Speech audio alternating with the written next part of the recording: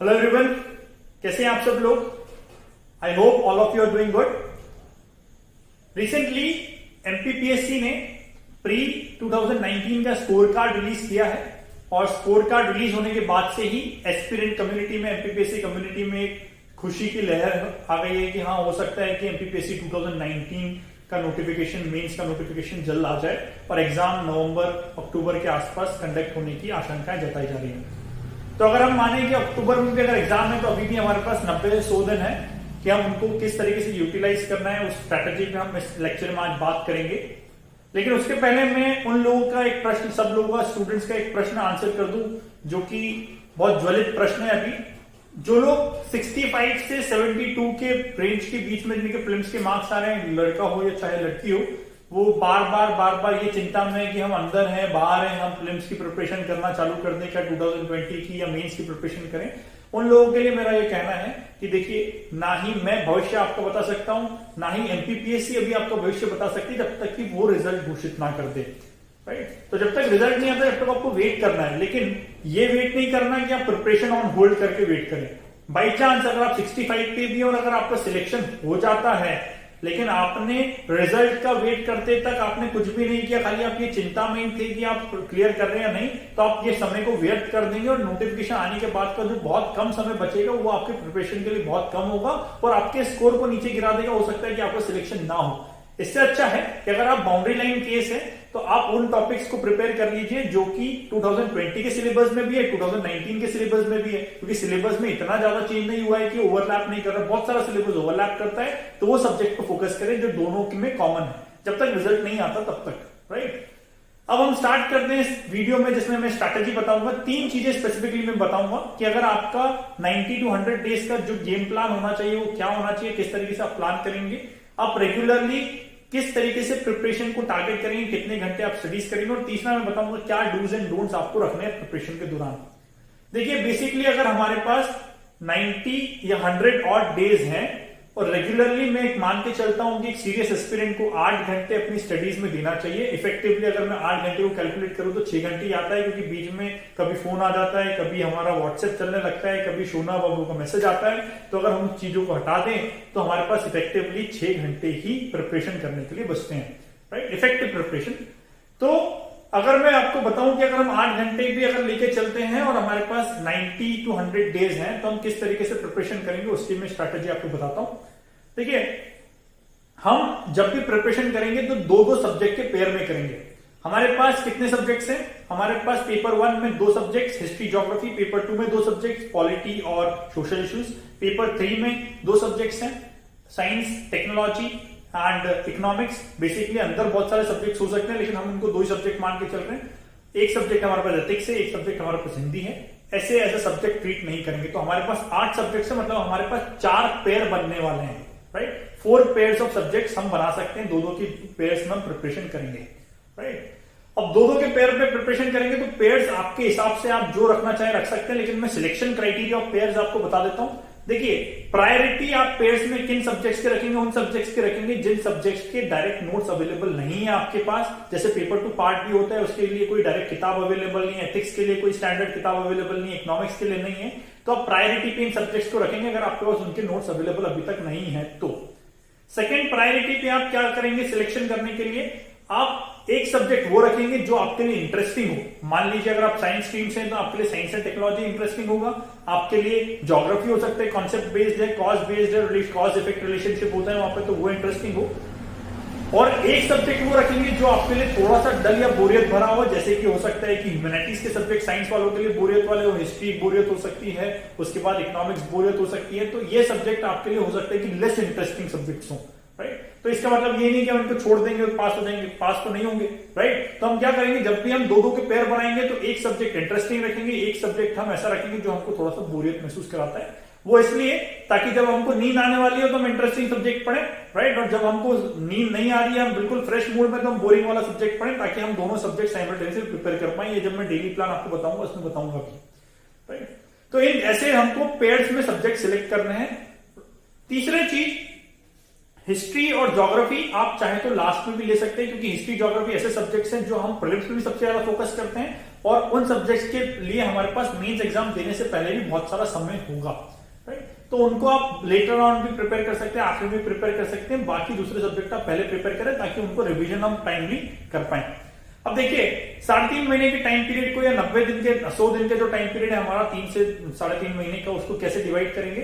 Starting में अगर आप मेरी सब्जेक्ट सिलेक्शन की क्राइटेरिया के हिसाब से अगर आप चल रहे हैं, नोट्स नहीं वाले सब्जेक्ट या ऐसे सब्जेक्ट जिनके लिए स्टैंडर्ड बुक्स नहीं है हमारे पास, अगर उनको प्रिपेयर करना चालू करेंगे तो आप बट ऑब्वियस मानिए कि आपको 2 सब्जेक्ट प्रिपेयर करने के लिए आपको लगभग 22 से 25 दिन लगने वाले हैं, 22 to 25 डेज आपको लगेंगे, राइट। 25 डेज कंप्लीट होने के बाद आप नेक्स्ट 2 सब्जेक्ट है ना, और वो 2 सब्जेक्ट होंगे, उनमें आपको पास किताबें अवेलेबल होगी, तो हो सकता है कि वो आपके वापस से 20 ऑड डेज में कंप्लीट हो जाए, राइट। तीसरी बार में वापस से ऐसे ही 2 पेयर, और चौथी बार में वापस से 2 ऐसे ही पेयर।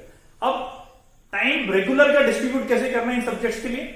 8 घंटे जो मैंने बोला है उसमें से 3-3 घंटे आप ये 2 पेयर्स को देंगे। मतलब कि आपने अगर हिस्ट्री ज्योग्राफी लिया है, या मान लीजिए आपने अगर सोशल इश्यूज और इकोनॉमिक्स लिया है, तो सोशल इश्यूज को 3 घंटे, इकोनॉमिक्स के 3 घंटे, बच गए आपके पास 2 घंटे और, राइट। इन 2 घंटे में आप क्या करेंगे, 3 टास्क इन 2 घंटों में आप करेंगे। 3 टास्क क्या है, देखिए पहला टास्क है आपके पास करंट अफेयर्स। आधा घंटा लगभग आप करंट अफेयर्स को अगर मॉर्निंग में देते हैं तो आधे घंटे में बहुत सारा करंट अफेयर्स आप कवर कर सकते हैं। आधा घंटा आप देंगे शब्दावलियों को हिंदी की। हिंदी में बहुत सारी शब्दावलियां होती हैं, जैसे कि पारिभाषिक शब्दावलियां हो गई, इसके बाद हिंदी में मुहावरे हैं, लोकोक्तियां हैं, है ना, उसके बाद पर्यायवाची शब्द हैं, अनुलोम विलोम शब्द हैं, तो बहुत सारे ऐसे शब्द हैं जो कि आपको पढ़ने हैं। तो इन शब्दावलियों को कुछ समझने का होता नहीं, इनमें इनको घोटना ही है, राइट। तो इन शब्दावलियों को आप रेगुलरली मॉर्निंग में आधा घंटा देके 20-20 शब्दावलियां घोटने की कोशिश करेंगे, और हो सके तो इनका एक सेपरेट डायरी भी आप मेंटेन करके चलेंगे क्या क्या आपने घोट लिया है, राइट। तो आधा घंटे का टाइम आपको इसमें देना है।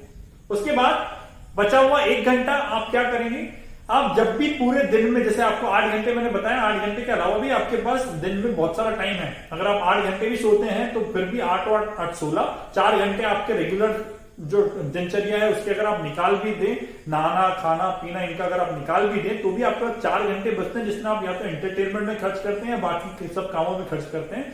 तो जब भी आप ऐसे कुछ कामों में आपका समय खर्च कर रहे हैं, उस समय पे मैं आपको एक सलाह दूंगा कि आप एथिक्स का एक थिंकर ले लीजिए, राइट। एथिक्स का मान लीजिए आपने आज महात्मा गांधी ले लिया प्रिपेयर करने के लिए, महात्मा गांधी के बारे में आप दिन भर में वेबसाइट पे क्या सोर्सेज अवेलेबल हैं, क्योंकि कोई किताब तो आपको मिलेगी नहीं डायरेक्ट जिसमें आपको मिल जाए, तो क्या क्या उनके रिलेटेड फिलोसफीज हैं उसके स्क्रीनशॉट्स लेकर के आप आपके पास रफ डेटा स्टोर कर लें।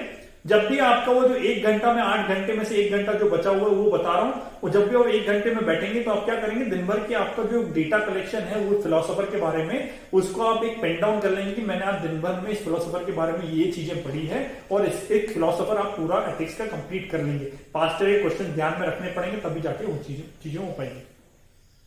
तो ये हमारा ओवरऑल 90 दिन का टाइम पीरियड का डिस्ट्रीब्यूशन होगा, 90 से 100 दिन का, जिसमें आप 4 पेयर के अंदर में सब्जेक्ट प्रिपेयर करेंगे, राइट। जब आप पहले 2 पेयर कर रहे होंगे, मतलब कि 25 डेज पहले पेयर के, 20 डेज सेकंड पेयर के जो मैं बोलता हूं, तो लगभग 45 डेज में आप 4 सब्जेक्ट को कवर कर चुके होंगे। साथ ही साथ आप हिंदी के सारी की सारी शब्दावलियां प्लस पत्र लेखन, प्रतिवेदन हो गया, नोट शीट्स हो गई आपकी, वो भी अगर आप आधे घंटे देंगे तो आधे घंटे में आराम से प्रतिवेदन का कुछ हिस्सा कंप्लीट कर सकते हैं। तो ऐसे बहुत सारे सब्जेक्ट्स के टॉपिक जो है आप धीरे धीरे करके कंप्लीट कर देंगे, राइट। तो 45 डेज में आपका 2 हिंदी के टॉपिक्स कंप्लीट हो चुके होंगे, और 45 डेज में ही आपके लगभग सारे थिंकर्स आपके कंप्लीट होके खत्म हो चुके होंगे, राइट।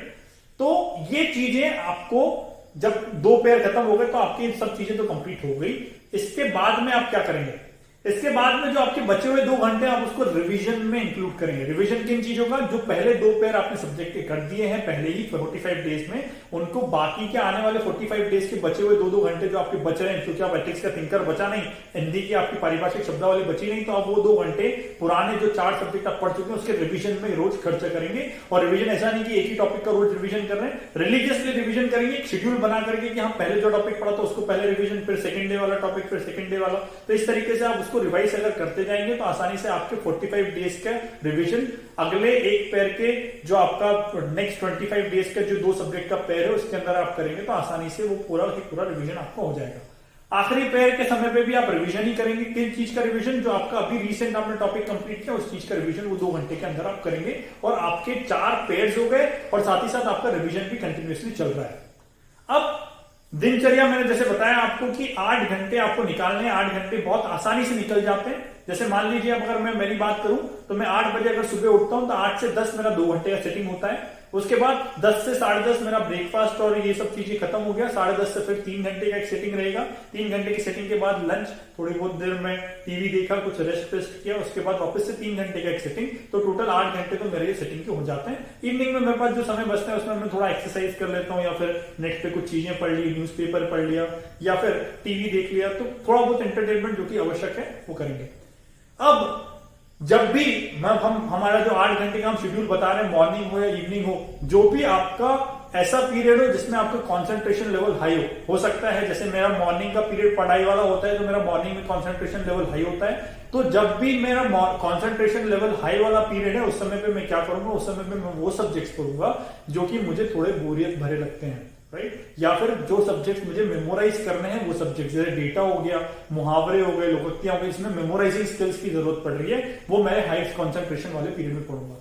रात में खाना खाने के बाद जब नींद आती है, जिनको रात में पढ़ने की दिक्कतें हैं, जब नींद वाला पीरियड उनका चालू हो रहा होता है और वो लगता है कि नहीं अब 8 घंटे खींच ही नहीं पाएंगे, सो जाएंगे, उस समय पे आप अगर इंटरेस्टिंग सब्जेक्ट आपका पढ़ेंगे तो हो सकता है कि आपकी नींद को आप 1-8 घंटे स्ट्रेच कर पाए और 8 की जगह आप 9 घंटे पढ़ लें। तो ये क्राइटेरिया आपको दिन के अंदर भी अप्लाई करना है कि जब आपका नींद वाला पीरियड आप इंटरेस्टिंग सब्जेक्ट पढ़िए, जब आपका एनर्जेटिक पीरियड है उस समय पे आप डल सब्जेक्ट पढ़िए, ताकि दोनों सब्जेक्ट अच्छी तरह से आप प्रिपेयर कर पाए। क्या डूज एंड डोंट्स फॉलो करने हैं देखिए, जब भी आप प्रिपरेशन कर रहे हो तो 3 चीजें तो मोस्टली आपको ध्यान में रखनी है। पहली चीज, पास्ट ईयर्स के टॉपिक वाइज क्वेश्चन। अगर आपने मान लीजिए आज एक टॉपिक पढ़ा स्पेस टेक्नोलॉजी, तो स्पेस टेक्नोलॉजी से रिलेटेड 5 सालों में क्या क्वेश्चन आए पहले हम वो पढ़ेंगे, उसके बाद टॉपिक को पढ़ेंगे, राइट? तो पहले अगर हमारे पास सारे के सारे क्वेश्चंस हैं, अगर एक टॉपिक ओवरव्यू आप ले लेंगे तो आसानी से आपको समझ में आ जाएगा कौन सा स्पेस टेक्नोलॉजी का क्वेश्चन है। अगर आपके पास स्पेस टेक्नोलॉजी के 5 साल के क्वेश्चंस हैं आपके पास लिखे हुए, तो आपको ये पता चल जाएगा कि हमको क्या क्या टॉपिक्स पूछे गए, तो वो तो पढ़ना ही है, और आजू बाजू के उसके कौन कौन से टॉपिक्स पूछे जा सकते हैं वो हम पढ़ लें। सेकेंड चीज, जब भी आप पढ़ रहे होंगे तो आपके पास नोट्स बनेंगे, राइट? की पॉइंट्स आप ऐड करते जाएंगे। अभी का समय ऐसा है कि आप डिटेल नोट्स बहुत ज्यादा नहीं बनाएंगे, आप सिनॉप्सिस फॉर्मेट में नोट्स बनाएंगे। सिनॉप्सिस फॉर्मेट में कैसे नोट्स बनाते हैं वो मैं बताऊंगा आपको आगे कुछ वीडियोस में, आगे आने वाले कुछ दिनों में। तो सिनॉप्सिस फॉर्मेट में आप नोट्स बनाते जाएंगे, बहुत छोटे छोटे कंपाइल्ड नोट। सिनॉप्सिस क्यों है महत्वपूर्ण? बहुत ही ज्यादा अगर मैं बोलूं तो लोड इसलिए देता हूं सिनॉप्सिस पे, तो synopsis are the only notes that you can read during your mains exam. तो सिनॉप्सिस तो आपके पास होने ही चाहिए। हिस्ट्री और ज्योग्राफी के लिए आप छोड़ सकते हैं सिनॉप्सिस। क्यों छोड़ सकते हैं वो जब मैं सिनॉप्सिस के बनाना कैसे वो बताऊंगा, उस समय में मैं ये पॉइंट को एड्रेस कर दूंगा। तीसरा चीज, आपके पास होना चाहिए 3 मार्कर की कॉपी, राइट? जब भी आपने कोई भी टॉपिक पढ़ा उससे रिलेटेड क्या 3 मार्कर्स हो सकते हैं, आप न्यूमरस 3 मार्कर्स बनाइए। जितने ज्यादा आपके पास 3 मार्कर्स होंगे उतना ज्यादा अच्छा है, क्योंकि 3 मार्कर्स आपको 45 में से 45 मार्क्स दिला सकते हैं। 3 में से 3 खाली 3 मार्कर्स नहीं आते हैं, राइट? और 3 मार्कर्स अगर आपके पास बहुत सारे प्रिपेयर्ड है तो 3 मार्कर को किस तरीके से 6 में बदलना है, किस तरीके से 15 में बदलना है, वो मैंने ऑलरेडी बहुत सारे लेक्चर्स में बताया भी हुआ है आपको, और आने वाले कुछ दिनों में हो सकता है कि मैं एक बार और फिर से आपको वो चीजें बता दूं। तो 3 मार्कर्स की एक सेपरेट कॉपी, सिनॉप्सिस नोट्स, और आपके पास क्या होना चाहिए तीसरी चीज, आपका आंसर राइटिंग के लिए प्रैक्टिस और पास्ट ईयर के क्वेश्चंस, राइट? तो ये कुछ चीजें आप रेगुलर बेसिस पे होनी चाहिए। A topic is not complete until you have written ample amount of answers on that. जब तक आपका टॉपिक कंप्लीट नहीं माना जाएगा आपके द्वारा, तब तक कि आप उसके ऊपर आंसर राइटिंग ना कर लें, राइट? ये आपका एक डू में आप ऐड कर सकते हैं, राइट? इसके अलावा एक और डू आपको बताता हूं, एक और इंटरेस्टिंग चीजें बताता हूं कि हमारे यहाँ मेंस के अंदर में, एमपीपीएससी मेंस के अंदर में कुछ ग्रे एरियाज है जहां से क्वेश्चन नहीं पूछे जाते और कुछ ऐसे एरियाज है जहां से बहुत क्वेश्चन रिपीटेडली ले आते हैं। तो उन टॉपिक्स को एक्स्ट्रा फोकस करके पढ़िए और उसमें कुछ ऐसी जानकारी ऐड करने की कोशिश करिए, कुछ ऐसे फ्लो चार्ट्स, ऐसे डायग्राम्स सब सिनॉप्सिस में आपके ऐड करिए जो कि आपके पास यूनिक हो, ताकि आप जब एग्जाम में वो टॉपिक्स लिखें तो आपको ज्यादा अच्छे मार्क्स स्कोर कर पाए, राइट? तो ये चीजें आप ध्यान में रखेंगे उन टॉपिक्स के लिए। फॉर एग्जांपल जैसे वर्ल्ड हिस्ट्री बहुत मेजर टॉपिक है जहां से बहुत सारे क्वेश्चंस बनते हैं। डिजास्टर मैनेजमेंट पेपर 1 ज्योग्राफी में बहुत अच्छा पार्ट है जहां से क्वेश्चन बहुत ज्यादा मात्रा में आते हैं। इसके बाद आप अगर सोशल इश्यूज की बात करें तो हेल्थ वाले सेक्टर से, माल न्यूट्रिशन से बहुत सारे क्वेश्चन बनते हैं। एजुकेशन, एचआरडी और स्किल डेवलपमेंट से क्वेश्चन बनते हैं। राइट। इसके बाद अगर आप पॉलिटी से बात करें, फंडामेंटल राइट्स और बेसिक पॉलिटी, अप्लाइड पॉलिटी की समझ से बहुत सारे क्वेश्चंस बनते हैं। तो इन चीजों पे अगर आप खेलेंगे, एथिक्स में फिलोसोफर्स के साथ खेलेंगे, तो इन चीजों के साथ जब आप टैकल करें तो इनमें कुछ ऐसा डेटा आपके पास होना चाहिए, ऐसे कॉन्सेप्ट होने चाहिए जो कि यूनिकली आपके पास हो, दूसरे से थोड़े हटके प्रेजेंटेशन आप प्रिपेयर करें, ताकि आपके मार्क्स जो है मेंस में आप थोड़े से इंक्रीज कर पाए। वो मैं एक सेपरेट वीडियो में आपको ये भी बताऊंगा कि किस तरीके से मेंस में आपको मार्क्स स्कोर करने होते हैं, या किस तरीके से आप आपके मार्क्स को एम्पलीफाई कर सकते हैं मेंस में, वो भी एक वीडियो में मैं आपको बताने की कोशिश करूंगा।